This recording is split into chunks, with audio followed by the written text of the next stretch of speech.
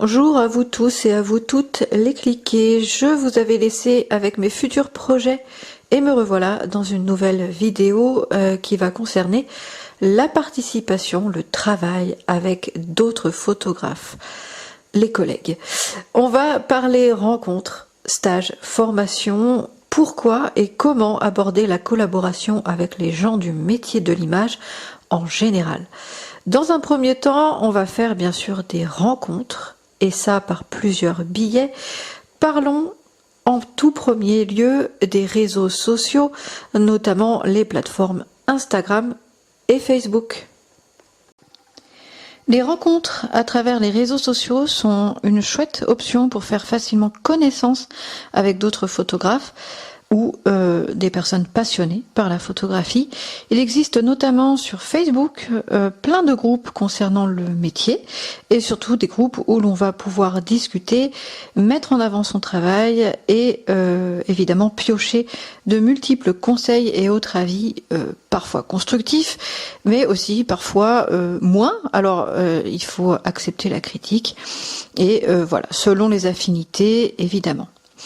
C'est aussi là que l'on peut proposer ses services, se faire connaître et pourquoi pas se rencontrer au travers de concours, par exemple, ou même si feeling, commencer à faire des collaborations entre photographes afin d'échanger autour de son travail, travailler autour des travaux de chacun, des travaux de chacun, et lier évidemment les techniques et pouvoir travailler sur pourquoi pas un projet commun, des projets communs.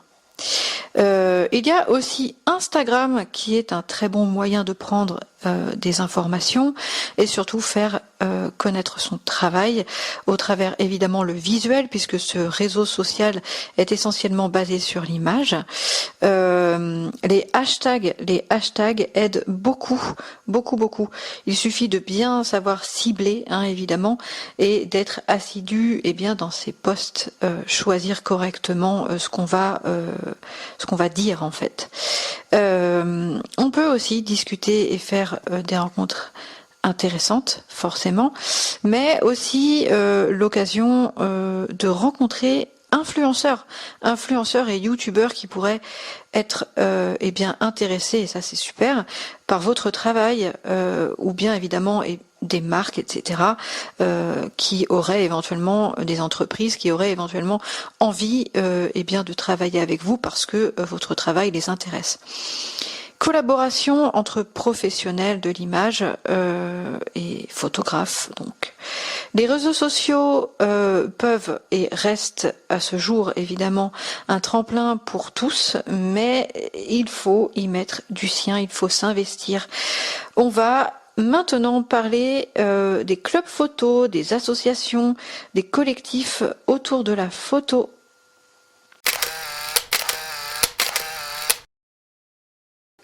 Pour faire des rencontres bien plus directes, on va aussi avoir la possibilité de s'inscrire dans des clubs photos régionaux, voire même locaux, qui acceptent tous les niveaux, débutants comme expérimentés, voire même professionnels, et qui proposent multiples événements autour de la photo, notamment tout ce qui va être marathon, rallye photo, ou encore des expositions de photographes régionaux reconnus, voire même tout simplement des expositions des adhérents. Et ça, pour montrer son travail, c'est quand même vachement chouette. C'est là que l'on peut faire connaissance et échanger pour s'améliorer et évoluer dans son travail. On va aussi pouvoir retrouver des collectifs concernant la photo, là aussi, qui eux ont pour objectif, ont pour but de regrouper des personnes dont le métier concerne l'image en général. Je parle là de graphistes, d'infographistes, de photographes évidemment, mais aussi des personnes, pourquoi pas, travaillant dans le milieu audiovisuel, voire même du cinéma. futurs réalisateurs, etc. Et bien pour une plus large introspection dans le domaine de la photographie et du visuel, ça peut être un bon moyen de se faire connaître déjà, mais aussi de mettre en place eh bien des projets communs. On va passer maintenant du côté plutôt apprentissage, où là encore, eh bien, c'est un bon moyen de rencontrer des gens et puis d'évoluer personnellement, mais aussi avec les autres.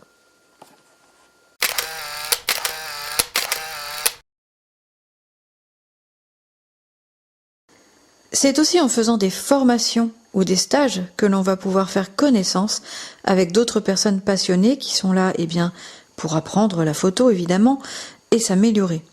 C'est en échangeant, en apportant son expérience que l'on va pouvoir lier des liens c'est normal, amicaux mais aussi professionnels avec des gens du métier.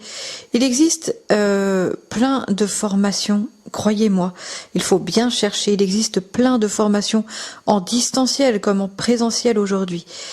Payantes, jamais rien n'est gratuit dans ce bas monde, malheureusement, mais aussi, si vous avez de la chance, quelquefois financées par divers organismes régionaux.